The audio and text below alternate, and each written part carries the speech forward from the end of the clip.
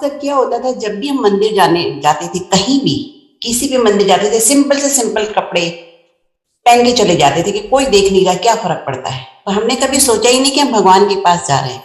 गुरु जी ने हमको सब रहना भी सिखाया। गुरु जी बहुत प्रैक्टिकल गुरु थे, उन्होंने हमको रहना सिखाया कि अच्छे कपड़े पहन कर रहा करो। जब आप गुरु जी के सत्संग में जाते हो, भगवान से मिलने जा रहे हो, अच्छे कपड़े पहन के जाया करो। और इंसान भी कभी एक्सेप्ट नहीं करते, आप सिंपल किसी के घर में चले जाओ, कोई आपको एक्सेप्ट नहीं करते थे। गुरु जी एक वे ऑफ लाइफ सिखाते थे कि सब कुछ एंजॉय करो, खूब अच्छे कपड़े पहनो, खूब अच्छे खाना खाओ, घूमो फिरो, अच्छी लाइफ जियो, लेकिन भगवान को याद रखो। You have to remain focused on Guru ji. सब कुछ करते हुए भी हमारा ध्यान गुरु जी से कभी भी नहीं हटना चाहिए, वही असली भक्ति है। तो गुरु जी सबको कहते थे कि जिसको भी दिया है और नहीं भी दिया उसको भी गुरु जी दे देते हैं, बाद में तो सब कुछ दे देते हैं गुरु जी, हेल्थ वेल्थ सब दे देते हैं। तो हमें बहुत अच्छी तरीके से रहना चाहिए। मुझे याद है, मैं जब गुरु जी के पास जाती थी, इसी से मैं एक सत्संग सुनाती हूँ अपना, बहुत ही सिंपल कपड़े पहन के जाती थी, बिकॉज मैं अकेले दिल्ली में रहती थी और मुझे रात को 2 3 4 बजे घर अकेले जाना होता था। तो मुझे लगता था कि मतलब मुझे बहुत सिंपल तरीके से जाना चाहिए, और मेरी कोई हेल्प भी नहीं होती थी, घर में हेल्पर भी नहीं थी। तो मैं बहुत सिंपल कपड़े, वॉशेबल कपड़े पहन के जाती थी ताकि मुझे कोई प्रॉब्लम ना हो और किसी की नजर में ना हो। मैं किसी को नहीं पता था कि मैं बाहर रहती थी, इतनी सिंपल जाती थी। और ना ही मैंने कभी अपने मुंह से किसी को बताया कि मैं कभी इंडिया में नहीं रहती, बाहर रहती। तो एक दिन गुरु जी ने मुझे खुद कहा, कहते नवी गाड़ी खरीद,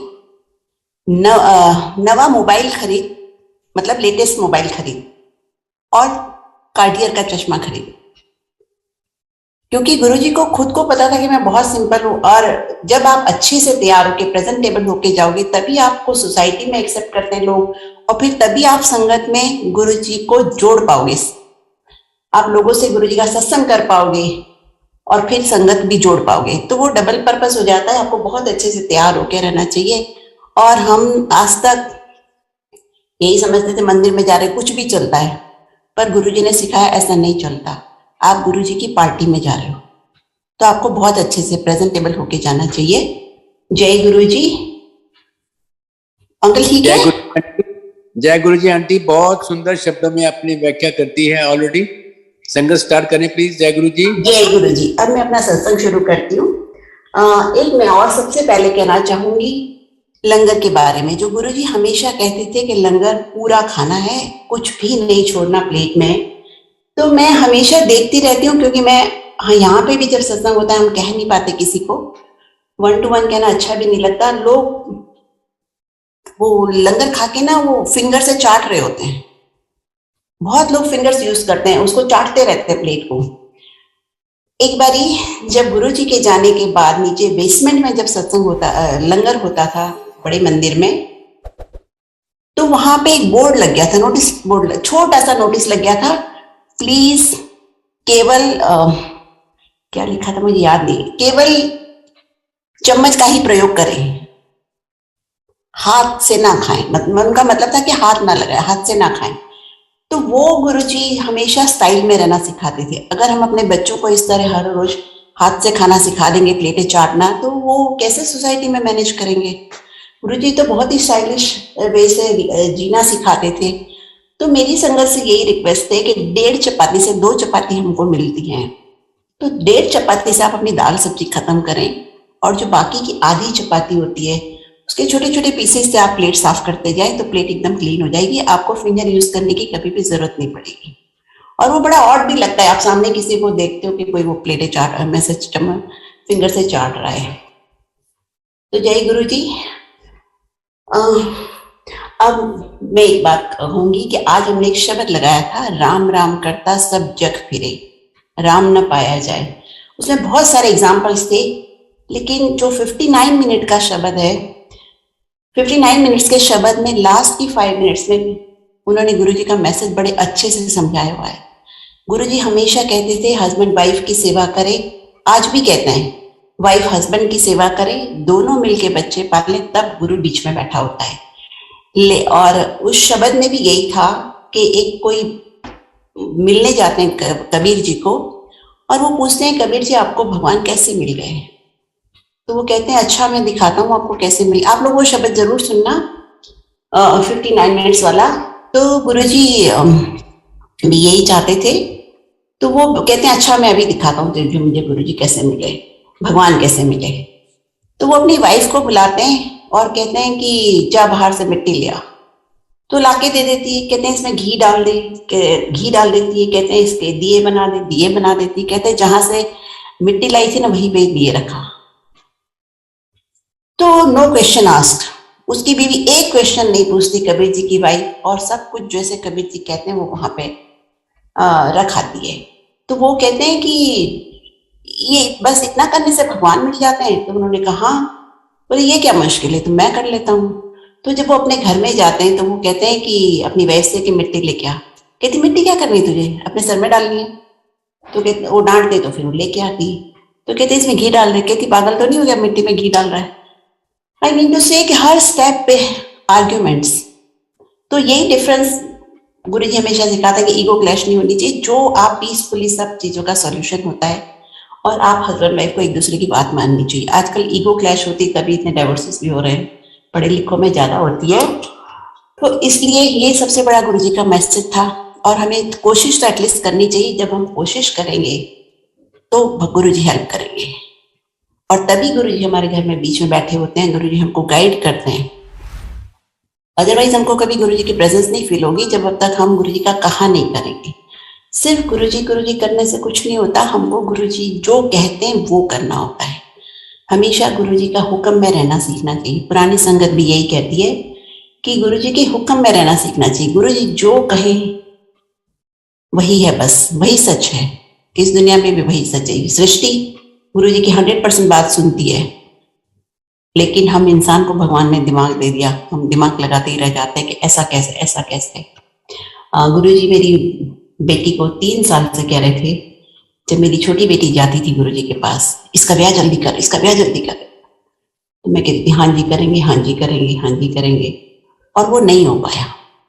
3 साल के एंड में जब गुरुजी को दिख गया कि अब वो नहीं टाल पाएंगे, जो आने वाली प्रॉब्लम है उसको नहीं खत्म कर पाएंगे वो, क्योंकि हमें भी जब गुरुजी की बात हम सुनेंगे तभी सब हमारे काम होते हैं, तभी हमको हमारी प्रॉब्लम्स खत्म होती हैं। अगर हम सुनेंगे नहीं तो फिर गुरुजी कैसे करेंगे? You have to help Guruji to help you. तो वो बात गुरुजी को टाइम दिख गया था उसका कि अब इसका टाइम नहीं डाल पाएंगे गुरुजी, तो वो फिर शादी नहीं चली।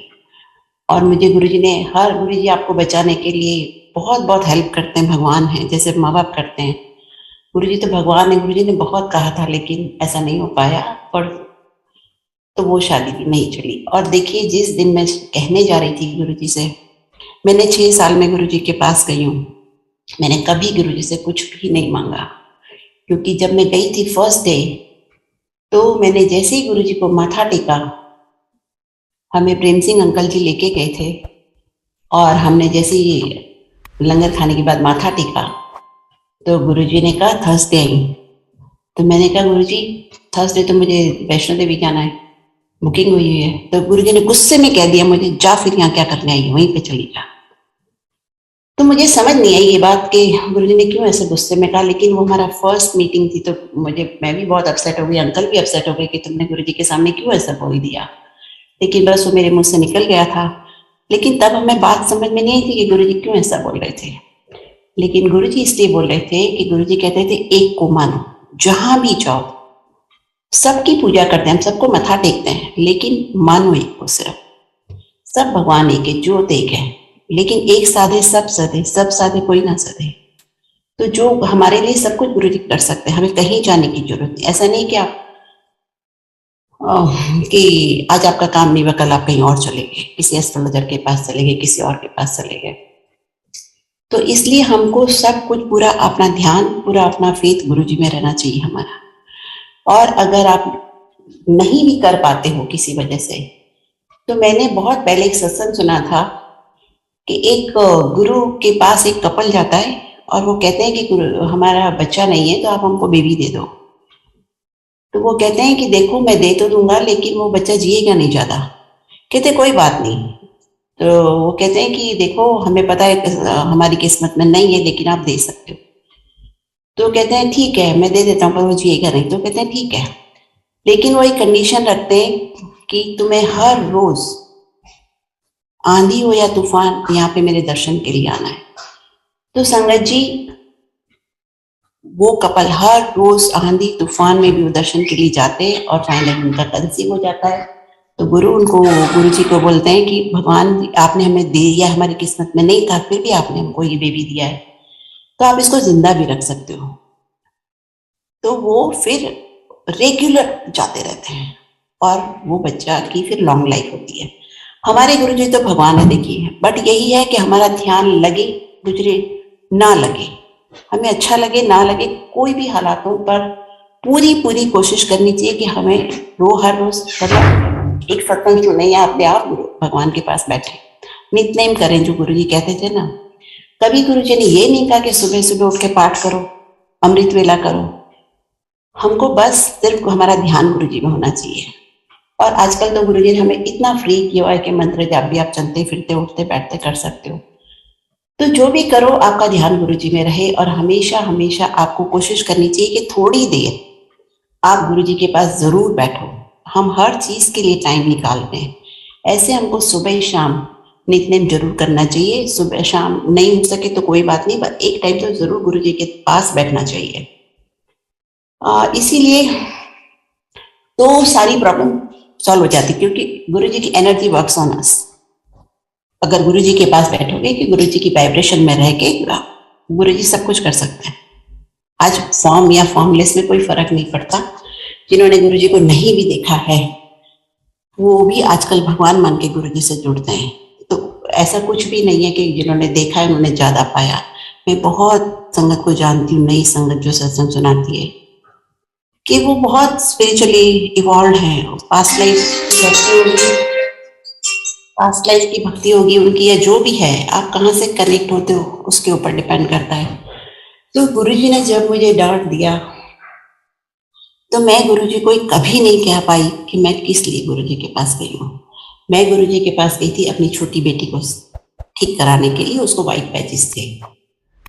और देखिए हमारा टेस्ट कि गुरुजी ने फर्स्ट टाइम डांट दिया तो मैं डर गई गुरुजी से, और मैं 2 साल तक पीछे एक कॉर्नर में बैठी रहती थी, चुपचाप एक वर्ड बोले बिना गुरुजी के पास।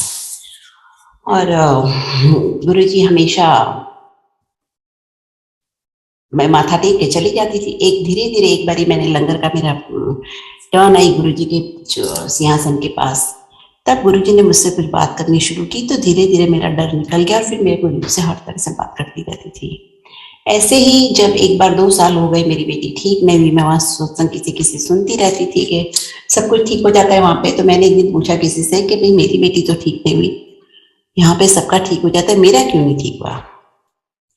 तो गुरुजी ने, तो अंकल ने मुझे कहा किसकी बेटी? मैंने कहा आपकी बेटी। तो मेरी बेटी। तो उन्होंने कहा जो यहाँ आता है उसका सब कुछ ठीक हो जाता है, आपका क्यों नहीं ठीक हुआ? तो गुरुजी को पता। आपका काम करने के लिए फ्रैक्शन ऑफ सेकंड लगती है गुरुजी को, बट वो क्यों आज तक नहीं किया उन्होंने, ये उन्हीं को पता। और जब 2 साल बाद उन्होंने मुझे अपने कमरे में बुलाया, तब मैं इतनी डेस्परेट हो गई थी कि मैंने वेट नहीं की कि गुरुजी क्या कहने के लिए मुझे बुलाया। मैं गुरुजी बोलते हैं उनकी वेट करती, उससे पहले ही मैंने माथा टेका और गुरुजी को कहा गुरुजी वो ठीक नहीं हुआ। देखिए मैंने गुरुजी को जिद कभी नहीं की कि नहीं ठीक करो ठीक करो ठीक करो। मैंने कहा गुरुजी ठीक नहीं हुआ। तो गुरुजी ने, मैंने कहा मैं अपनी मम्मी के घर जा रही हूँ, क्योंकि मेरी मम्मी हमेशा मना करती थी कैसे गुरु है, किसके पास जाती है, आधी रात को कौन बुलाता है, कोई गुरु ऐसे थोड़ी ना रात में किसी को बुलाता है, कि हमने कभी सुना नहीं ऐसे। तो मैंने कहा, मेरी घर वाले बोलते थे छोड़ दे ऐसे गुरु को, दिल्ली सेफ नहीं, जगह नहीं है। तो मैंने कहा गुरुजी, तो गुरुजी ने मुझे कहा अपनी माँ से कहना मैंने कोई दुकान खोल रखी है यहाँ पे। फिर उन्होंने मेरा मुंह बंद कर दिया।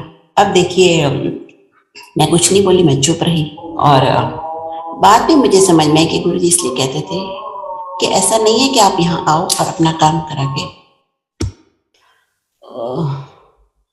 तो हमारी फैमिली में से एक बार हो चुका था कि एक स्पिरिचुअल हीलर ने किसी को ठीक किया था और हम लोगों ने उसके बाद हम उनको भूल गए। तो गुरुजी को ये अच्छे से पता था कि अगर गुरुजी मेरी बेटी को ठीक कर देंगे तो हम हमेशा के लिए गुरुजी को बाय बाय कर देते। तो देखिए गुरुजी की कितनी बड़ी प्लानिंग थी और कितनी बड़ी ब्लेसिंग है कि उन्होंने मेरी बेटी को ठीक नहीं किया उस टाइम। तो आज हम गुरुजी से कनेक्टेड हैं आज तक। और नहीं तो अगर हम गुरु जी को छोड़ देते, कितने जन्म लगते हमको इस धरती पे दोबारा ऐसा गुरु ढूंढने में। और जब हम हर जन्म में पैदा होते, गुरु जी थोड़ी ना हर जन्म में आने वाले हैं, इतनी जल्दी थोड़ी। गुरु जी परेशान होके गए, सारी संगत सुनती नहीं थी, कैसे गुरु जी इस धरती पे इतनी जल्दी वापस आएंगे। तो गुरु जी ने हमें कितना ही बड़ी आशीर्वाद दिया है कि अपने से जोड़ के रखा। यही बहुत बड़ा आशीर्वाद होता है कि गुरु अपने से जोड़ के रखे। वरना हम तो गुरु जी को भूल जाते हैं। अगर मेरी बेटी ठीक हो गई होती, फिर फ्यूचर में कभी प्रॉब्लम आती तो हम सोचते ओ वो गुरु को ढूंढते जिन्होंने ठीक किया था। और 2007 में गुरु जी फिजिकली चले गए, तब तक भी मेरी बेटी ठीक नहीं हुई थी और बहुत कंट्रोल में था। जब से गुरु जी के पास हम लोग गए, उसने मेडिसिन लेनी छोड़ दी थी। कोई भी गुरु जी ने ही एक दिन हमको भेजा था, डॉक्टर बख्शी जो है होम्योपैथी के डॉक्टर, गुड़गांव में है, जीएमडी बिल्डिंग में, उनके पास भेजा था। हम लोग गए, ये दिसंबर की बात है 2006 की। और मार्च 2007 में जब मेरी बेटी वापस आई थी अपनी शादी के लिए, उसकी शादी फिक्स हो गई थी 30 मार्च को, तो मैंने देखा कि उसकी बॉडी में पूरा फ्लेयर अप हो चुका था, पूरी बॉडी में बड़े बड़े पैचेस हो गए थे। लेकिन मेरी बेटी ने, जिसको खुद को था, इतनी यंग लड़की ने उफ तक नहीं की और गुरुजी से भी नहीं कहा कि गुरुजी मुझे ठीक कर दो या बढ़ गया। लेकिन ऐसे मदर मेरे से रहा नहीं गया, तो मैंने गुरुजी से कहा गुरुजी ये ना ठीक नहीं हुआ। तो गुरुजी ने कहा कलश लेके आओ। अच्छा, हम कलश लेके गए बाद में, लेकिन वो ठीक होना शुरू हुआ जब गुरुजी चले गए 2009 में। और 2010 तक 90% अपने आप ठीक हो गया, without any medicine, without anything. तो देखिए, गुरुजी के अपने टाइमिंग्स होते हैं। हर काम आपके गुरुजी एक फिक्स टाइम पे ही करेंगे। और जो भी हो रहा है आपकी लाइफ में, वो गुरुजी की नजर में है। ऐसे गुरुजी से कुछ भी छुपा नहीं है, उनकी ब्लेसिंग्स है। अगर कोई बीमार भी है आपके घर में, तो गुरुजी को पता है, गुरुजी तो सब मिनिमाइज कर देते हैं। लेकिन life, human life based on theory of Karma है, तो हमें जो पास्ट लाइफ में जो भी हमने कर्म किए वो तो हमको भुगतने ही है। तो गुरुजी मिनिमाइज कर देते हैं। 10% में हम इतना रो देते हैं, तो अगर हमें बिना गुरुजी की हेल्प पे भुगतने पड़ते तो पता नहीं क्या होता। इसी पे एक बात सुनाती हूँ कि गुरुजी मुझे हमेशा एक दिन कहा था, गुरुजी मुझे पूरी पूरी रात अपने पास बिठा के रखते थे। मेरी समझ में नहीं आता था, मैं एक वर्ड नहीं बोलती थी, गुरुजी एक वर्ड नहीं बोलते थे, और क्यों बिठा के रखते थे। अब मुझे धीरे धीरे समझ में आने कि गुरुजी मुझे ट्रेन कर रहे थे सत्संग के लिए। और जिस टाइम मुझे गुरुजी ने कहा था मेरा सत्संग कराया कर, लंगर खिलाया कर, लोग हील हो जाएंगे, ये मुझे गुरुजी ने कहा था 14 अप्रैल, बैसाखी के नेक्स्ट डे, जब मैं छोटे मंदिर गई थी। तो मेरे, जैसे कहते हैं ना, पैरों से जमीन निकल गई। मैंने सोचा ये गुरुजी क्या कर रहे हैं, मैंने तो कोई सत्संग अटेंड किया नहीं था। मैंने कहा सत्संग मैं कैसे कराऊंगी। तो और देखिए, गुरुजी ने सत्संग शुरू कराया 2009 में। ऐसे ही गुरुजी ने मुझे एक दिन कहा, जहाज भर भर के लोगों को मेरे पास लेके आ। जहां मैं रहती थी दिल्ली से, एक को भी मैं गुरुजी के पास लेके नहीं गई, क्योंकि मैं सारा टाइम गुरुजी गुरुजी करती रहती थी। जब भी मैं जाती थी, पूरा टाइम रात को गुरुजी के पास बैठे रहते थे। सुबह हम घर पहुंचते थे लेट, और उसके बाद 12-1 बजे सो के उठे, फिर कुछ खाया पिया, फिर लगता था जब चलो तैयार होकर गुरुजी के पास जाना है, गुरुजी के पास जाना है। कभी किसी को मैं गुरुजी के पास लेके नहीं गई।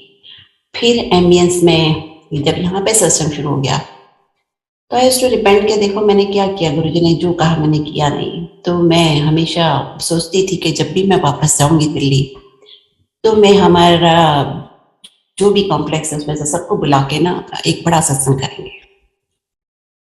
लेकिन गुरुजी ने एक दिन मुझे ड्रीम दर्शन दिए और मुझे कहा, मैंने गुरुजी से कहा ड्रीम में, गुरुजी चलो एम्बियंस में आ जाओ, हफ्ते में 2 दिन सत्संग करते हैं। तो गुरुजी ने मुझे कहा नहीं, एम्बियंस में नहीं, क्योंकि तब तक यहाँ पे सत्संग शुरू हो चुका था। तो देखिए, उसके बाद कभी एम्बियंस में सत्संग हुआ भी नहीं, और मैंने नहीं कराया। मतलब मैंने सुना है कि होता है सत्संग, तो ऑल ओवर द वर्ल्ड सब जगह होते हैं। तो जो गुरुजी ने हमें यहाँ का काम दिया है, हम यहीं पर अब सत्संग करते हैं। जब तक गुरुजी ने, एक दिन में हमें, जब तक गुरुजी फिजिकली रहे, हम हर फंक्शन पे गुरुजी के यहाँ से जाते थे गुरुजी के पास। और जब फर्स्ट फंक्शन में मैं गुरुजी के पास गई थी, तो एक लेडी मेरे साथ बैठी थी, और मैं मन में सोच रही थी, मुझे ज़्यादा ना क्राउडेड प्लेस अच्छी नहीं लगती। तो मैंने सोचा मैं आज के बाद इस मंदिर में नहीं आने वाली, क्योंकि यहाँ बहुत भीड़ है, बहुत लोग हैं, तो मेरे लिए एम्पायर स्टेट ठीक है, मैं एम्पायर स्टेट जाया करूंगी, अब कभी यहाँ नहीं आऊंगी। अभी मैंने सोचा ही था, मेरे साथ जो लेडी बैठी थी, शी सेड, आंटी आपको पता है? मैंने कहा क्या? कहती है भले ही आपको भी एम्पायर स्टेट का सत्संग मिस कर जाओ, लेकिन यहाँ बड़े मंदिर का फंक्शन नहीं मिस करना चाहिए। तो मैंने कहा क्यों? रिजल्ट के यहाँ महा ब्लेसिंग के डेज होते हैं, जो भी गुरु जी के फंक्शंस के डेज होते हैं वो महा ब्लेसिंग्स के डेज होते हैं, तो आपको फंक्शन जरूर अटेंड करने चाहिए।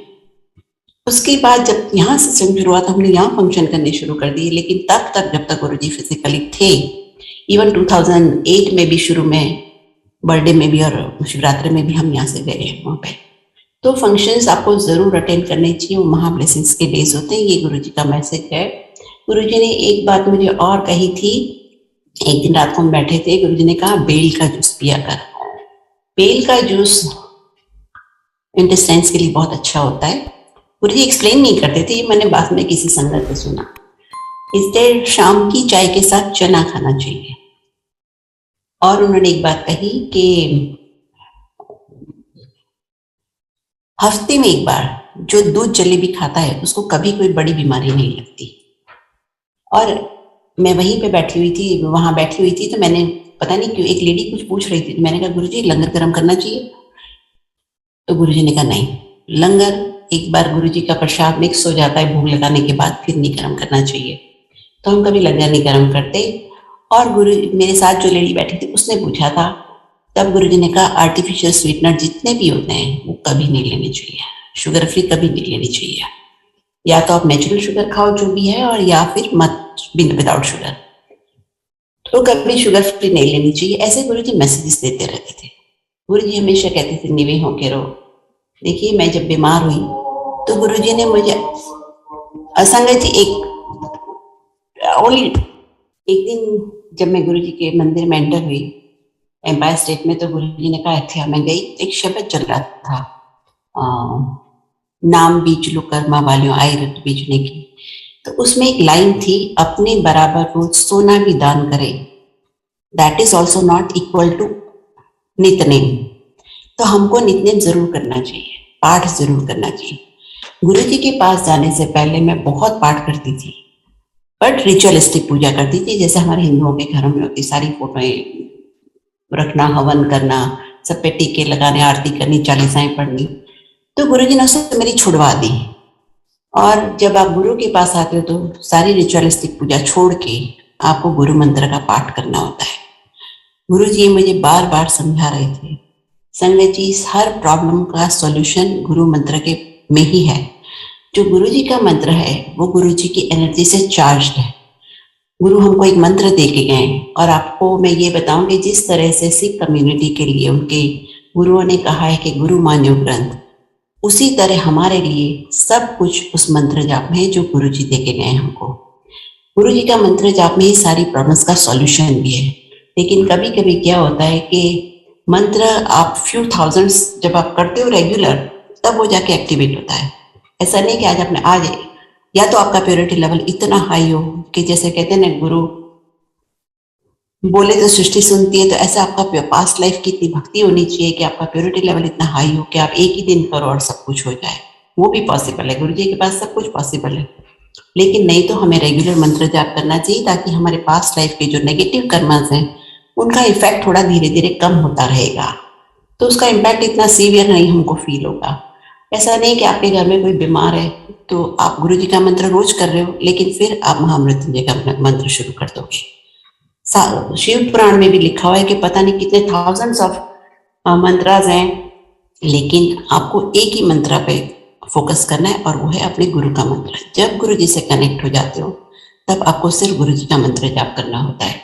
जब मेरी बेटी का सेपरेशन भी हो गया तो मुझे देखिए किसी ने कहा कि क्या करते हो, मैं स्वामी के पास गई थी इस क्यों पूछने के लिए कि गुरु जी ये ऐसा क्यों हुआ, गुरु जी के रहते हुए ऐसा क्यों हुआ।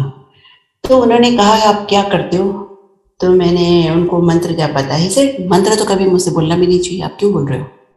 उस दिन से आज तक मैंने कभी मंत्र जाप जोर से नहीं बोला अपने मुंह से, क्योंकि गुरु जी हमेशा कहते थे गुप्त पाठ किया करो। वो ज्यादा इफेक्टिव होता है गुप्त पाठ। और जो मंत्र है आप हर शब्द में भी सुनते हो कि नाम जपया कर, नाम जपना चाहिए, हमको नाम जपना चाहिए। कबीर जी ने भी अपने गुरु को कभी नहीं देखा था, कभी उनको रामानंद जी ने एक्सेप्ट ही नहीं किया था, बट उनको उनसे दीक्षा चाहिए थी उनको रामानंद स्वामी जी से। तो उनको किसी ने सजेस्ट किया कि रामानंद स्वामी जी रोज गंगा में नहाने जाते हैं। बस इतना उनको पता चल गया कि वो नहाने जाते, तो एक दिन जाके गंगा जी की सीढ़ियों पे वो लेट गए, और जैसे ही रामानंद स्वामी जी नहा के वापस जा रहे थे तो उनका पैर कबीर जी को लग गया, और उन्होंने कहा राम कहे राम कहो।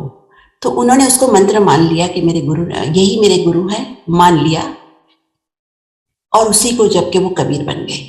तो हमारे लिए भी हम 10 तरह की साधनाएं करने से बेस्ट है कि हम, गुरु जी हमको ये सिखाते थे कि मंत्र जाप कर।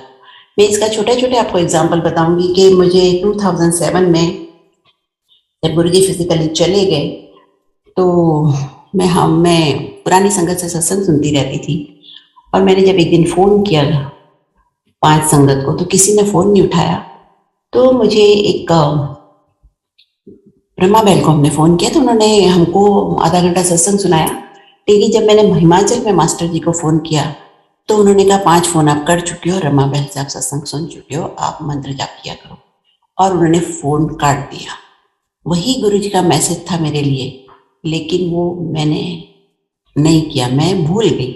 सत्संग सुन के मैं भूल जाती थी, या तो गुरु जी की माया समझ लो, या गुरु जी का, मेरी कमियां, इंसान में बहुत कमियां होती है। डिसाइपल ही हमेशा इनकम्प्लीट होता है, गुरु कभी इनकम्प्लीट नहीं होता, गुरु हमेशा कंप्लीट होता है।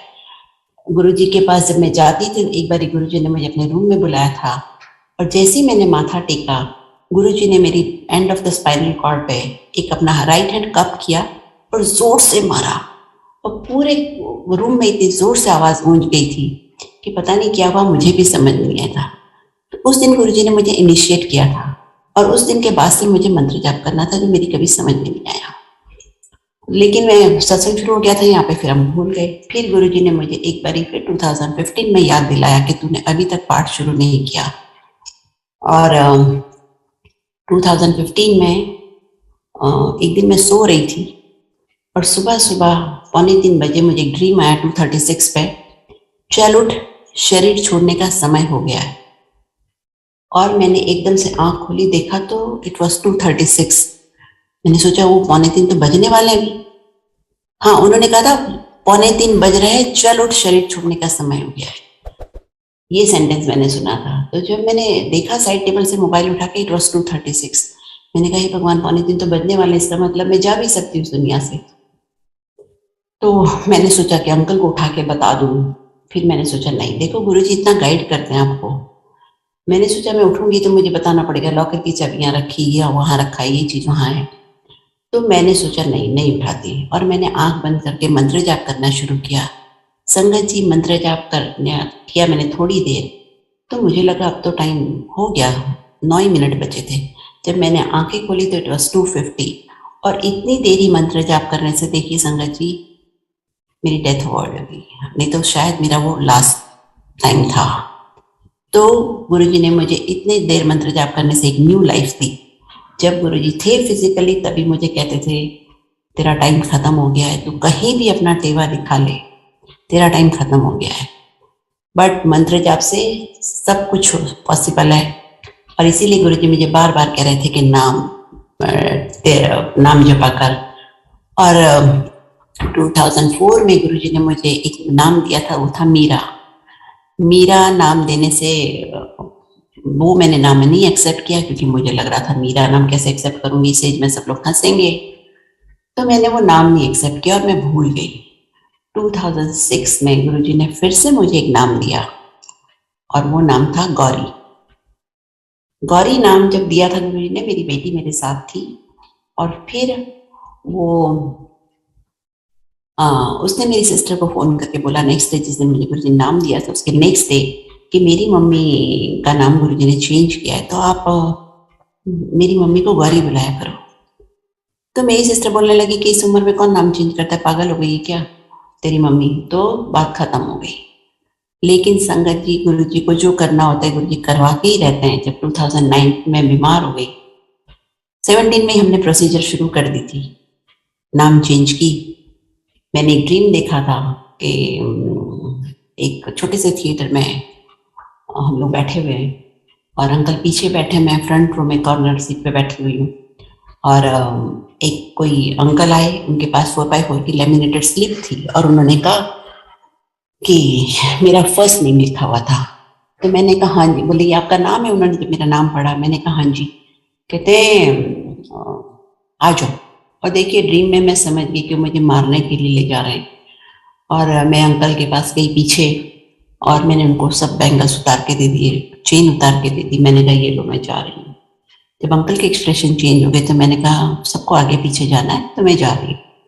और मैं लेफ्ट साइड में गई। मैं जैसे बाहर निकली, लेफ्ट में एक लॉबी थी। लॉबी में एक लॉबी भी डार्क थी और लेफ्ट साइड में जो छोटा सा रूम था वो भी एकदम डार्क था। तो मुझे लगा कि इसमें 2-3 लोग पड़े हुए थे जमीन पे, मरे हुए। तो मैंने कहा वो तो गोली से मार रहे हैं, मुझे तो बहुत दर्द होगी। देखिए संगत जी, गुरु जी को ये भी पता था कि मुझे फिजिकल पेन बर्दाश्त नहीं है। तो मैंने साइड में से एक चेयर रखी थी, आयरन चेयर, उस पर ऊपर गैसेस निकल रही थी। तो मैंने कहा हाँ मेरे लिए ठीक है। तो आप डेथ सिलेक्ट करते हो कि आपकी डेथ कैसे होगी, गुरु जी ये बता रहे थे। और जैसे ही उन्होंने मुझे इशारे से कहा बैठ जाओ इस चेयर पे, तो मैं बैठ गई। और मैं दोनों हाथ जोड़ के थिंकिंग कि मेरा लास्ट मोमेंट है, तो मैं हाथ जोड़ के गुरु जी को प्रे कर रही थी ऊपर देख के कि, और मैं गुरु जी को विजुअलाइज कर रही थी। मैंने गुरु जी के दर्शन नहीं किए उस टाइम, तो मैं गुरु जी को विजुअलाइज कर रही थी। और जब मैंने गुरु जी को देखा, नहीं देखा सॉरी, मैं 2 हाथ जोड़ के प्रे किया। जैसे ही मैंने प्रे किया उन्होंने कहा चलो उठो, आज का टाइम खत्म।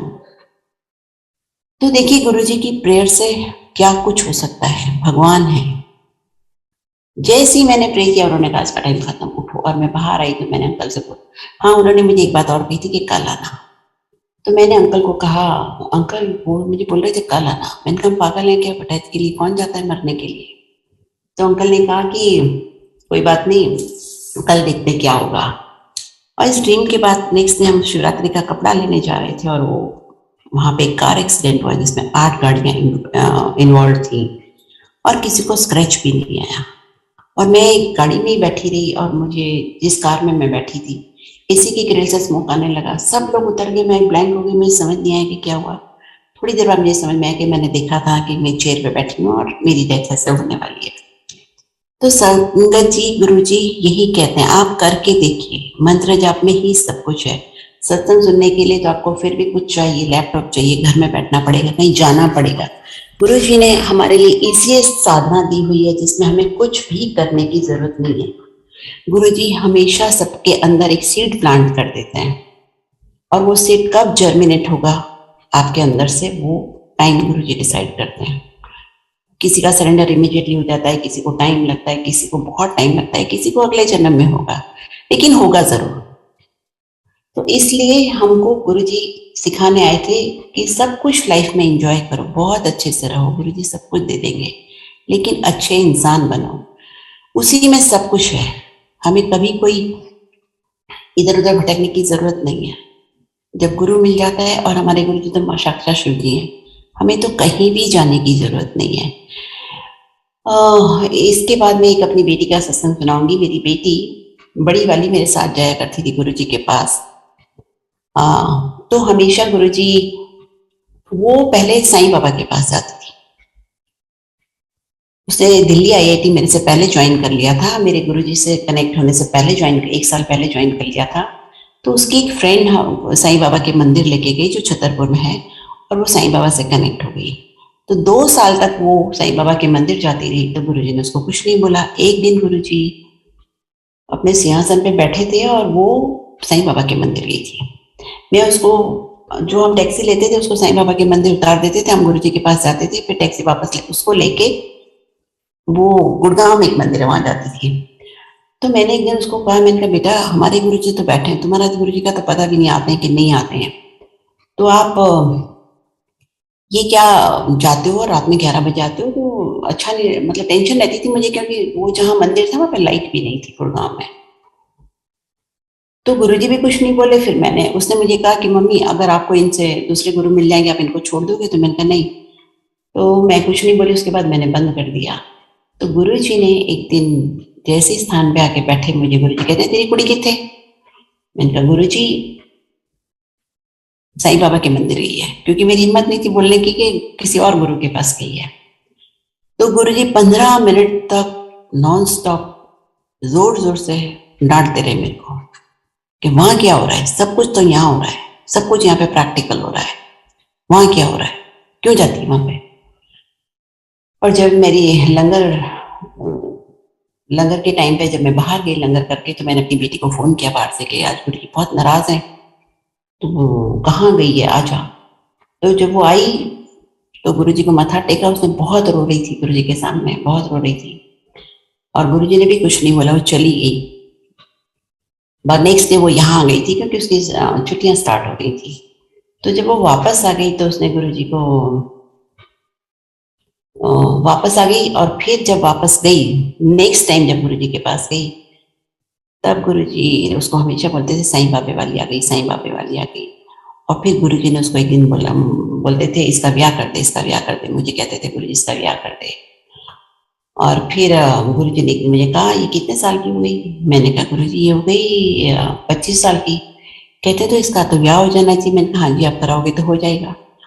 तो संगत जी गुरुजी ने एक पेंडेंट हमको नेक्स्ट डे लाने के लिए बोला, गोल्ड का 5.25 ग्राम का, और हम लेके गए और गुरुजी ने ब्लेस किया और बोला थर्सडे पहन लेना।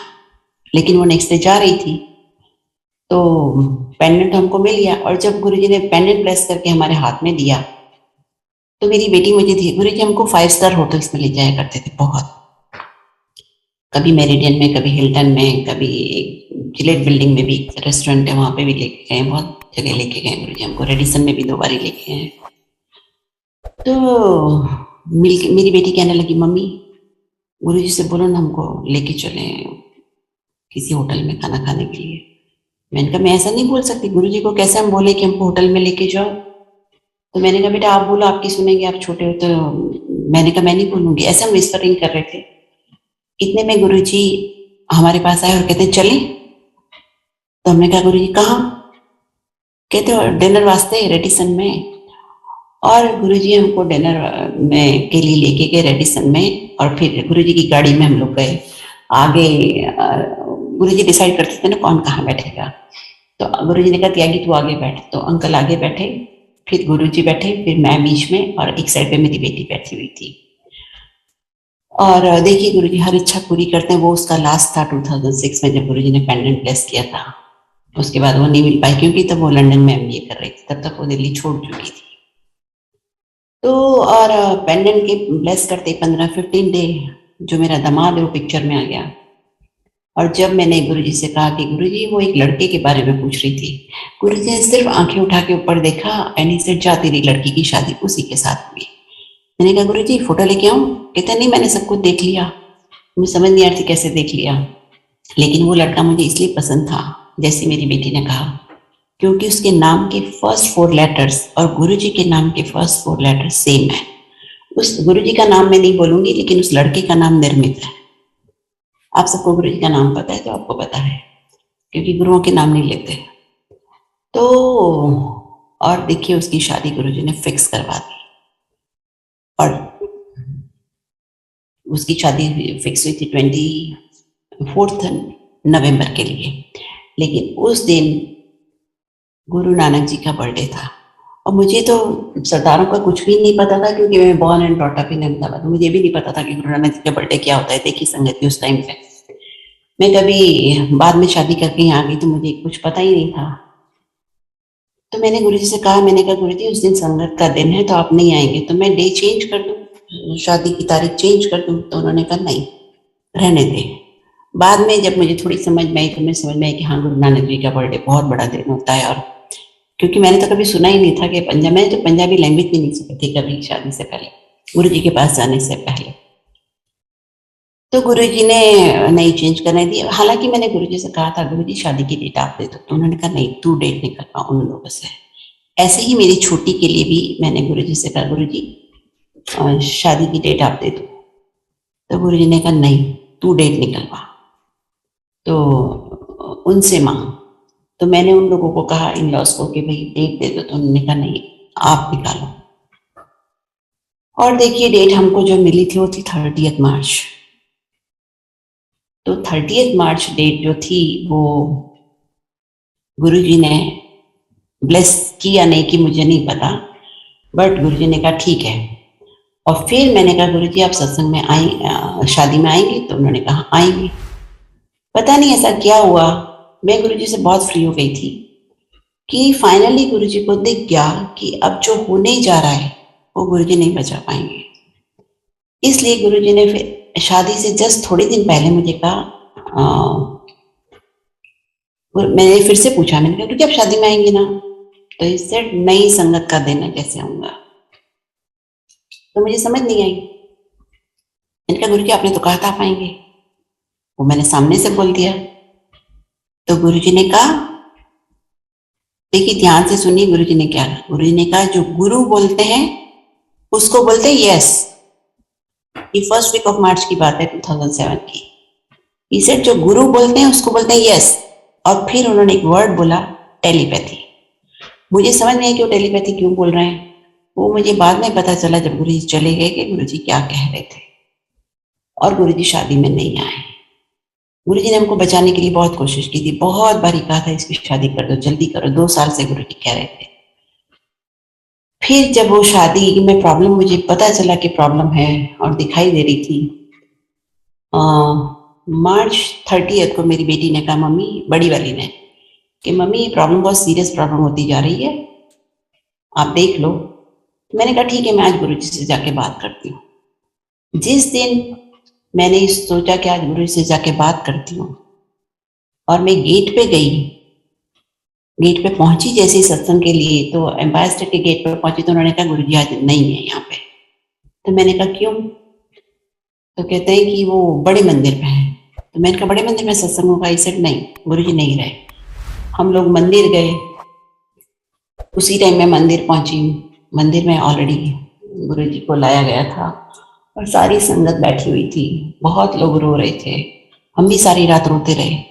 लेकिन गुरुजी के डिसाइपल्स इतने डब्बे कि किसी ने जोर जोर से मंत्र जाप करके गुरुजी को रिक्वेस्ट नहीं की, गुरुजी उठ जाओ। गुरुजी की तो अपने हाथ में था सब कुछ, वो अपनी बॉडी खुद क्रिएट कर लेते थे कहीं भी। किसी ने भी, मैंने नहीं सुना कि किसी ने भी जोर जोर से मंत्र जाप किया होगा, मैंने भी नहीं किया कुछ भी। सब रोने में ही लगे रहे। आज लेडीज तो सारी रो ही रही थी, किसी ने भी नहीं किया कि गुरुजी भी। तो गुरुजी ने अपना शरीर छोड़ दिया। लेकिन जाने से पहले गुरुजी मुझे एक दिन कह रहे थे कि मैं जोर बाग में जगह देख रहा हूँ, मैं जोर बाग में जगह देख रहा हूँ। ये मुझे हमेशा गुरुजी कहते थे कि मैं जोर बाग में जगह देख रहा हूँ, ये जगह छोटी पड़ती है एम्पायर स्टेट की। सडनली गुरुजी ने क्यों चोला छोड़ने का डिसाइड कर लिया नहीं पता, ये कोई नहीं समझ सकता कि क्यों डिसाइड किया। और एक दिन मैं गुरुजी के पास बैठी थी, गुरुजी ने मुझे पहले कहा था रात को कि मैं तुझे एक दिन पंजाब ले जाऊंगा अपने साथ। तो जब मैं बैठी थी तो गुरुजी ने कहा मुझे जाना है, देर हो रही है। तो मैंने कहा गुरुजी मेरी दोनों कुड़ियां का ब्याह हो जाएगा ना, फिर मैं आपके साथ चलूंगी। तो उन्होंने कहा नहीं, जाना है, बहुत देर हो रही है। मुझे समझ नहीं आई कि गुरुजी ऐसा इसलिए बोल रहे थे। वो तो गुरुजी चले गए, उसके बाद मुझे समझ में आई। इनफैक्ट अप्रैल 2000 अप्रैल में मैं वापस आई हूँ, तब तक मैं वहीं थी। जनवरी, फरवरी, मार्च, अप्रैल 4 महीने गुरुजी ने मुझे अपने पास रखा 2007 में। हर रोज हम जाते थे, लेकिन मुझे समझ नहीं आई कि ये सब होने वाला है। हर रोज गुरुजी मुझे पूछते थे फिर कदों आ रही है, फिर कदों आ रही है। और मैं कहती थी गुरुजी 30 मार्च को नहीं, 30 मई को, क्योंकि हमारी एक फ्रेंड की बेटी की शादी फिक्स हुई थी, 3 जून की था, हमें जाना था अटेंड करने। एक बार भी मैंने गलती से भी ये नहीं कहा कि गुरुजी आप बोलो तो नहीं जाती। समझ नहीं आई, या गुरुजी ने मुझे ब्लैंक कर दिया, ये सिर्फ गुरुजी को पता है। और यहाँ से एक सहानी, देखिए यहाँ पे एक सहानी फैमिली है, वो लोग काफी सारे ब्रदर्स हैं। गुरुजी हमेशा मुझे कहते थे उनको अब मेरे पास लेके आ, उनको मेरे पास लेके आ। मैंने सब सहानी को बोला, लेडीज को, लेकिन कोई गुरुजी के पास नहीं गया। और वो लास्ट में जब मैं मे में जा रही थी तो एक सहानी लेडी मुझे वहां पे एयरपोर्ट में मिल गई। मैंने उनको बोला, गुरुजी हमारे आपको याद कर रहे हैं और आपको जाना चाहिए गुरुजी के पास। कहती अच्छा ठीक है मैं जाऊंगी। और वो गई थी सिर्फ लास्ट 4 डेज, तब गुरुजी ने उसको कहा तो बड़ी देर से आई है। और जब वो तो गुरुजी मुझे 6 महीने से कह रहे थे साहनीस को मेरे पास लेके आ। ये मैंने गुरुजी से कभी नहीं पूछा कि साहनीस को आप कैसे जानते हैं, तब मुझे थोड़ी पता था कि गुरुजी भगवान है और कैसे बुला रहे हैं क्या पता। तो हमने कभी पूछा नहीं, लेकिन वो फिर बाद में प्रॉब्लम थोड़ी सी हो गई थी उनकी। तो मैंने एक दिन कहा जाके, गुरुजी उनकी प्रॉब्लम हो गई। कहते मैं इसीलिए तो बुला रहा था कि अगर वो गुरुजी के पास आ जाते तो प्रॉब्लम होती ही नहीं उनको। लेकिन देखिए ये मैं मेरी आज 20 गुरुजी को गए 2007 में, अभी मैं अमृतसर गई थी इस ट्रिप में लास्ट मंथ। तो मुझे समझ में आई कि गुरुजी साहनीस को क्यों बुला रहे थे। साहनीस का मैं डिस्क्लोज नहीं करना चाहूंगी, पर मुझे अमृतसर में जाके समझ में आई और कि गुरुजी साहनीस को क्यों याद कर रहे थे। भगवान में सिर्फ शॉर्ट में एक लाइन बताऊंगी उनके बारे में कि छोटी सी सेवा भी की हुई बहुत बड़े बड़े फल देती है। क्योंकि वो एक फैमिली है पूरे, तो मैं ऐसे 1 to 1 तो ये सब सुना सकती हूँ, लेकिन मैं डिटेल में उनका सत्संग नहीं सुना सकती। हालांकि वो अभी तक गुरुजी के पास गए नहीं है, वो लोग सत्संग में आते हैं कभी कभी, जब हम बुलाते हैं तो आते हैं। लेकिन क्यों गुरुजी भगवान होके साहनीस को बुला रहे थे, ये मुझे अमृतसर में पता चला। ये मैं कभी सुना दूंगी किसी को अगर 1 to 1 सुनना है, पर ये बहुत बड़ी बात है। तो गुरुजी हमें, आप शास्त्रों में भी लिखा है ना कि गुरु की सेवा मुश्किल तो है, बट बहुत बड़े फल देती है। आपकी जनरेशन्स तक वो सेवा आपके बच्चों तक को फल देती है। ये मैंने उस दिन रियलाइज किया जब मुझे अमृतसर हर मंदिर में खड़े होकर मुझे समझ में आई कि गुरुजी, और ये सुबह सुबह 4 बजे की बात है, हम लोग एक ग्रुप में गए थे 6-7 लेडीज। सुबह 4 बजे वो लेडी ने मुझे कुछ दिखाया कि देखो यहाँ पे क्या है। तब मुझे समझ में आई कि गुरुजी क्यों साहनीस को याद कर रहे थे। कहीं पे, मैं आपको इतना कंफ्यूजन होगा सोच के, मैं आपको एक छोटा सा एक हिंट देती हूँ। कहीं पे उनका नाम लिखा हुआ था, हरमिंदर में कहीं उनका मैंने नाम पढ़ा था। आप देखिए कि कब वो मंदिर बना था और कब भगवान धरती पे आए तो उनको याद कर रहे थे। ये कितनी बड़ी बात है। इसलिए जितना भी जिससे हो सके सेवा करिए। अगर आप बैठ के नहीं कर सकते, आप बाहर भी जाते हो तो गुरुजी का मैसेज स्प्रेड करो। गुरुजी कहते थे नई संगत लेके आओ, नई संगत लेके आओ। सबसे बड़ी गुरुजी की उस्तत करना ही पाठ से भी ज्यादा कहते हैं अच्छा होता है। तो घर में बैठ के पाठ करने से बेटर है कि आप लोगों से मिलो। गुरुजी भी यही कहते थे, सारी दुनिया भगवान की बनाई हुई, हम गुरु से सबसे मिलें, अच्छे कपड़े पहने, अच्छी जिंदगी जिए और लोगों की हेल्प करें और संगत जोड़े। जब हम प्रेजेंटेबल होंगे तभी लोग एक्सेप्ट करते हैं, नहीं तो दुनिया में लोग एक्सेप्ट भी तो नहीं करते। तो हम सत्संग सुनाएं और लोगों को संगत से जोड़े, गुरु जी से जोड़े। गुरु जी यही चाहते भी थे कि सब सारी संगत, आज सब जगह ऑल ओवर द वर्ल्ड सत्संग हो रहे हैं और गुरु जी ने सबके लिए इतना आसान कर दिया। वर्किंग लोग ऐसे बैठ के सत्संग में जा नहीं सकते, 24 आवर्स जूम पे सत्संग चलते रहते हैं, जो जहां चाहे वहीं कनेक्ट हो सकता है। लेकिन सॉल्यूशन प्रॉब्लम का आप कितना ध्यान गुरुजी में लगाते हो उसके ऊपर है। हर प्रॉब्लम का सॉल्यूशन इसी में है कि आप मंत्र जाप किया करो। मेरे पास किसी और एक संगत जी मैं एक बताऊंगी कि आजकल लोग बोलते हैं हमारे नाम से पाठ करो। जो भी आपको पाठ खुद करना होता है, ऐसा नहीं कि आपके नाम से कोई करेगा या संगत ने लोगों ने कर दिया। वो इफेक्टिव जरूर होता है, लेकिन पाठ खुद करना होता है। मैं इसका एक एग्जाम्पल बताऊं अपना खुद का, कि जब मेरी बेटी का सेपरेशन होने वाला था तो मुझे लगता था गुरुजी तो सब रोक सकते हैं। तो मुझे जब वो स्वामी जी ने कहा पाठ कराओ, तो मैंने क्या किया, क्योंकि मेरी बेटी की शादी थी 24 नवंबर की, बड़ी वाली की, और प्रॉब्लम तो जून में ही पता चल गया था हमको कि ये सीरियस होने जा रही है।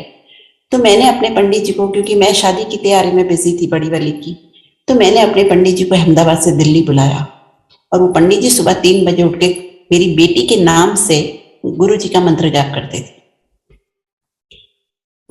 मुझे ये पता था कि फ्यू थाउजेंड्स करने के बाद ही वो मंत्र एक्टिवेट होता है। तो मैं, जैसे कहते हैं ना, लोग पाठ कराते हैं पूजा पाठ लोगों के नाम से, अपनी फैमिली मेंबर्स के नाम से, तो मैंने उनको घर में रख के 1.25 लाख मंत्र जाप गुरुजी का करवाया, और वो हमारे साथ बड़े मंदिर भी जाते थे। तो देखिए उसका फल उनको मिला होगा। मैंने तो पाठ नहीं किया, और प्रॉब्लम वहीं की वहीं खड़ी हुई। पाठ खुद करना होता है, और आप यही मैसेज है कि रेगुलर करते रहोगे तो फिर आपकी प्रॉब्लम्स भी मिनिमाइज होती रहती हैं, आपका सब कुछ मिनिमाइज होता रहता है। और रेगुलर साधना करनी चाहिए। ये तो सब मुझे आता नहीं था, कुछ भी सब गुरुजी ने सिखाया। अगर आप गुरुजी में ध्यान लगाओगे तो गुरुजी सब कुछ सिखा देंगे। गुरुजी बोलते थे डायरेक्ट कनेक्शन बनाओ। देखिए पुरानी संगत भी जरूरी नहीं है कि हर सबका लेवल डिफरेंट है। आजकल नई संगत कितने अच्छे सत्संग सुनाती है, इतने पावरफुल उनके एक्सपीरियंस है। तो सबकी लिमिटेड अंडरस्टैंडिंग है, सारे ह्यूमन बीइंग हैं। गुरुजी के फ्रेंड शिव जी हैं, शिवा अंकल हैं, रघुवीर अंकल हैं, सब लोग सत्संग सुनाते हैं, बहुत पावरफुल सत्संग सुनाते हैं, बहुत पावरफुल मैसेजेस देते हैं, लेकिन वो कर कुछ नहीं सकते। कर सकते हैं सिर्फ और सिर्फ गुरुजी। इसलिए किसी से भी आप कांटेक्ट करोगे, कुछ करोगे, थोड़ा सा आपको गाइड कर देंगे, लेकिन कोई किसी से कुछ कर नहीं पाएगा। इसलिए बेस्ट यही है कि आप गुरुजी की भक्ति करो। जितनी ज्यादा बड़ी आपकी प्रॉब्लम है ना, अपने आप को बंद करो कमरे में, और जितना टाइम आपको निकले, सुबह शाम दोपहर, आप रेगुलर भक्ति करो, तो उसी से सब सॉल्व हो जाएगा। संगत कुछ नहीं कर सकती, ना ही संगत में इतनी पावर है। संगत अपने आप के लिए ना सॉरी संगत जी, हर ह्यूमन लाइफ में सबको प्रॉब्लम है। देखिए किसी की कल थी, किसी की आज है, कल होने वाली है।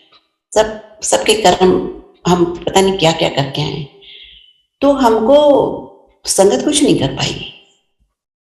और मैंने तो सिर्फ उषा भाटिया आंटी से सीखा था कि गुरुजी कहते थे कि मेरे लिए भी पाठ किया।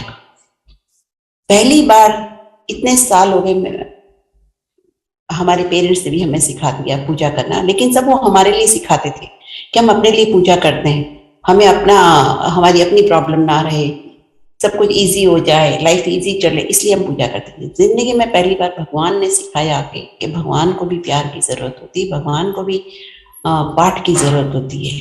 तो हमें भक्ति गुरु जी के लिए करनी चाहिए, और इसीलिए हम मंडेज और थर्सडे 5 मिनट सत्संग के बाद गुरु जी के लिए मंत्र जाप करते हैं। बट ऐसा नहीं है कि 2 दिन करके छोड़ दो, आपको जब भी टाइम मिले, याद आ जाए, तो आपको 5 मिनट जरूर गुरु जी के लिए पाठ करना चाहिए। और गुरु जी के लिए पाठ करोगे तभी गुरु जी खुश होंगे, ज्यादा खुश होंगे कि कोई उनके लिए तो कुछ करे। हम कम से कम गुरु जी ने हमको ये दे दिया कि भाई गुरु जी को प्यार करो, नहीं तो हम तो सब गुरु जी से मांगते ही रहते थे कि गुरु जी सब कुछ देने के लिए है। गुरु जी के बारे में तो कभी किसी ने कुछ सोचा ही नहीं कि गुरु जी को भी कुछ चाहिए। तो जैसे हमारे पेरेंट्स को भी प्यार चाहिए होता है, पेरेंट्स को भी रिस्पेक्ट चाहिए होती है, ऐसे हमारे गुरु को भी चाहिए होती है। तो गुरु जी का मैसेज स्प्रेड करें, हम लोग पाठ करें दिन रात जितना भी हो सके। आजकल कलयुग में बहुत मुश्किल है दिन रात करना, तो पर जितना भी हो सके उतना हमको करना चाहिए। हर वक्त हमको शुक्राना करना चाहिए। मैं कभी गुरु जी का शुक्राना नहीं करती थी, क्योंकि मुझे लगता था कि हम लोग सत्संग करते यही शुक्राना है। लेकिन मेरी बेटी एक बार उसका कोई काम हो गया था, तो फ्लावर्स लेके एक सत्संग में गई थी, तो उसने मुंह से शुक्राना नहीं बोला और फ्लावर्स वहां पे रख दी जाके। फिर रात को गुरुजी ने उसको ड्रीम में दर्शन दिए और कहा कि एक शुक्राना भी नहीं बोल सकती थी। तो गुरुजी को भी अच्छा लगता है शुक्राना सुनना। गुरुजी सबके सटल वे में इतने कल्याण करते जो हमको पता भी नहीं चलता। और देखिए मेरा तो उन्होंने क्या किया, जब मैं गुरुजी के पास जाती थी, एक 3 बेडरूम अपार्टमेंट में रहती थी, और फिर गुरुजी की अपनी प्लानिंग थी सत्संग करवाने की हमसे। तो अंकल ने बोला कि एक दिन कि मुझे बड़े घर में रहना है। तब तक मेरे दोनों बच्चे कॉलेज जा चुके थे। मैंने कहा नहीं, मुझे नहीं शिफ्ट करना। जब हम अपने बच्चों के साथ 3 बेडरूम में रह गए तो हमको क्या करना है, 3 टाइम्स रेंट हो जाएगा, हमको नहीं जाना विला में। तो अंकल बार बार रट लगा रहे थे कि नहीं मुझे शिफ्ट करना है, और क्योंकि वो गुरुजी की प्लानिंग थी। तो हमने एक दिन, मेरी बेटी ने मुझे कहा कि जब वो दिल्ली से आई थी, वो आती रहती थी, तो ऐसे ही मेरा अंकल ने बोला कि मम्मी ने तुम्हारी शिफ्ट नहीं करने दे रही। तो मेरी बेटी कहती है वो इतनी मेहनत कर रहे हैं, वो कमा रहे हैं, उनको आपको क्या फर्क पड़ता है, बड़े घर में रहना है तो आप जाओ रहने, जैसे यहाँ बैठी रहती हूँ वहां से वहां बैठी रहना, क्योंकि मैं हाउस वाइफ हूँ। तो देखिए संगत जी, तो फिर आप ना बोल ही नहीं सकते बच्चों के आगे, तो हमने शिफ्ट कर लिया। और वो घर जब हमने लिया था तो मैं उसकी फोटो लेके फ्रंट की बैक की सब गुरुजी से ब्लेस कराने गई थी। तो गुरुजी ने हमको बोला था क्या 5.25 किलो गुड़ बहा देना जल में। आई थिंक ट्यूसडे के दिन बोला था, शायद ट्यूसडे या सैटरडे के दिन, तो वो हमने कर दिया था उपाय। तो इसलिए गुरुजी ने इतना बड़ा घर शिफ्ट करा दिया 2005 में। लेकिन गुरुजी ने मेरी बेटी को ठीक किया 2010 में, और मेरी जो 2019 में लंग्स फेल हो गए थे, उसके बाद से तो सबका सरेंडर करा दिया गुरुजी ने। सबको लाइफ जीनी सिखा दी। हम सबको ये दिखा दिया कि लाइफ में कुछ भी नहीं है भगवान के अलावा। भगवान की भक्ति करो, नेक्स्ट मोमेंट का हमको पता नहीं है। दान करना चाहिए, गुरुजी कहते थे दान किया करो। The whole world is one family and head of the family is Guruji. तो बाकी सब उनके बच्चे हैं, तो भगवान ने जिनको दिया है वो अपने नीचे वालों को संभाल लें। गुरुजी यही चाहते थे, और चाहते थे क्या, चाहते हैं आज भी।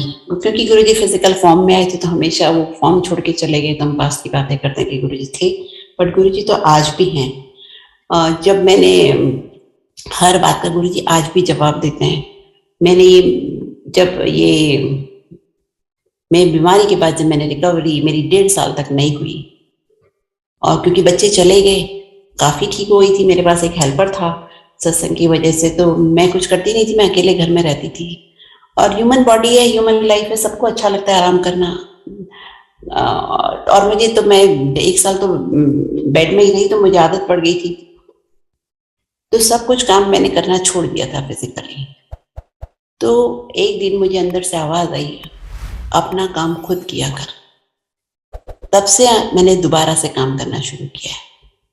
और इसीलिए देखिए, आप कनेक्शन बनाओगे, गुरुजी आपको सब बात समझाएंगे, सब बात बताएंगे। लेकिन सिर्फ यही एक ही चीज पे फोकस रहोगे कि हमारा ये काम हो जाए, हमारा ये काम हो जाए, फिर बहुत मुश्किल है। तो काम तो गुरुजी ने तभी करना है जब आपका टाइम सही होगा। ऐसा नहीं कि आप रोना लगाते रहोगे कि ये काम कर दो, ये काम कर दो, तो गुरुजी कर देंगे। गुरुजी तभी काम आपका करेंगे जब आपके लिए सही टाइम होगा। और देखिए, मेरा काम भी गुरुजी के लिए, मैं जिस टाइम गई थी 2001 में, जिस काम से गई थी, वो गुरुजी ने 2010 में किया। और आप भी देखिए, सोच सकते हैं, सब हम लोग बड़े हैं, कि अगर मैं गुरुजी को छोड़ देती कि गुरुजी ने तो मेरा काम नहीं किया, 2 साल हो गए, 3 साल हो गए, 4 साल हो गए, 5 साल हो गए, तो आज मैं कहाँ होती। आज जब दुनिया भर में लोग जुड़ रहे हैं, तब मुझे याद आती गुरुजी की, हाँ मैं चाहती थी, गुरुजी ने मेरा काम नहीं किया, चलो अब सत्संग अटेंड करते हैं। तो आपका काम है सिर्फ और सिर्फ गुरुजी की भक्ति करना। जैसे मैंने कहा ना, हर रोज अगर टाइम है तो हर रोज आपको थोड़ी देर गुरुजी के पास बैठना चाहिए। जरूरी नहीं कि आप अमृत वेला करें, ये गुरुजी ने किसी से नहीं कहा अमृत वेला करने की। जब आपको टाइम मिले तभी। संगत जी, आज का सत्संग में यही बैंड करूंगी, और फिर कभी